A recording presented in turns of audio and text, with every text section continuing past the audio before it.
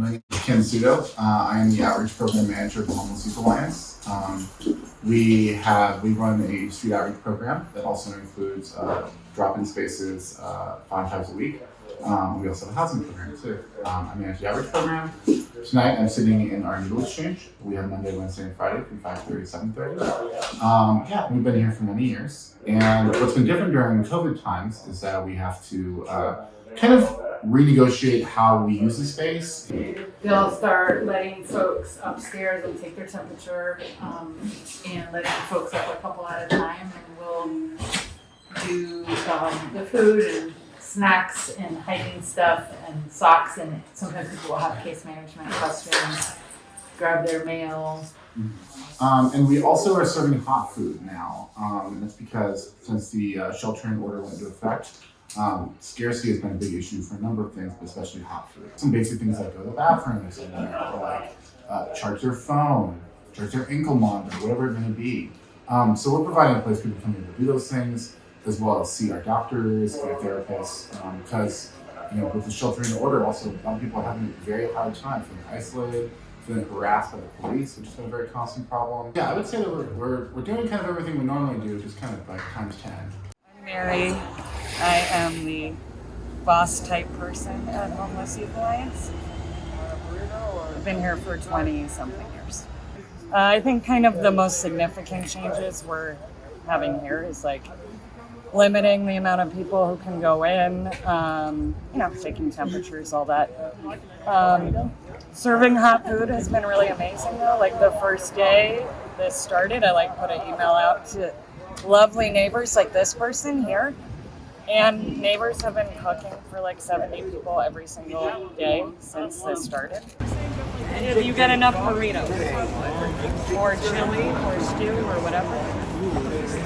Normally folks come up and are hang out, and it's nice and can linger and ask questions and work on stuff with people, but not so much now. Kind of one of the coolest things about this place is that for people who are living on the streets, it's just somewhere they can come and hang out and take a break. And unfortunately, mini drop-in. Yeah, mini drop-in. Yeah. But unfortunately, that's one of the most primary services we can't offer right now, which is really hard. Please up to 10 feet from anyone else. Okay. And then 10 feet from anyone else. Yeah. 10 feet. 10 feet. And then pin it on there. And then let me give you a business card if you want to make it. Okay. So my name's Joey. I'm a staff therapist with Harm Reduction Therapy Center, and we embed with different organizations. So we're embedded with HYA and provide mental health services for them. My normal gig is as a mobile therapist, so we set up mobile drop-in centers throughout the city. But because of all this, we've had to scale back and start doing outreach instead. A lot more secondary exchange and a lot of going to encampments and dropping off supplies and picking up supplies, helping them have an understanding of what's really going on, and letting them know what little services are available to them that are still operating, because most places are not operating at all. I live in the neighborhood and I own a couple of small businesses on Haight Street. And when the COVID crisis struck, we saw Mary's call out to the community to supply food, and we helped organize neighbors to supply that food Monday through Friday. We also did a tent collection drive.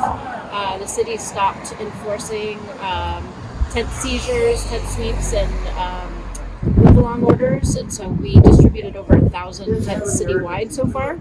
As per usual with some house residents, there's a lot of judgment about seeing people in suffering and poverty and living outdoors, and kind of just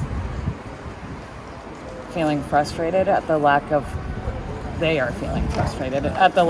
police enforcement around, I guess, poverty, being upset that they have to see people basically while they're inside their homes.